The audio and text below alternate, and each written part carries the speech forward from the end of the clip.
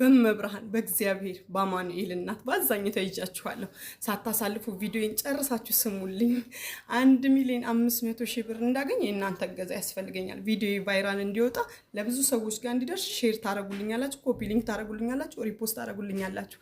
የሁለት ልጆች እናት ነኝ። ብቻዬን ነው ልጆቼን የማሳደገው። አሁን ላይ ደግሞ ሁለቱንም እጄን ታምሜ በጣም ጭንቀት ውስጥ ነኝ ያለሁት። እንቅልፍ አጥቼ ነው ያለሁት። ሕክምና ለማድረግ በጣም እየተጨነኩ ነው። በቃ ማለት እንዴት ብዬ ላስረዳችሁ? ብዙ እዚህ ጋር ማስረዳት የማልችላቸው ብዙ ነገሮች አሉ እና ሜሪ ቦንዳ በዚህ 4 ቀን ውስጥ ቪዲዮ ሰርቶ ቫይራል ለወጣለት ሰው ፎሎ ቻሌንጅ እድል ልትሰጥ አዘጋጅታለች። ይህንን እድል የማገኘው ከፈጣሪ ቀጥሎ በእናንተ እርዳታ ነው።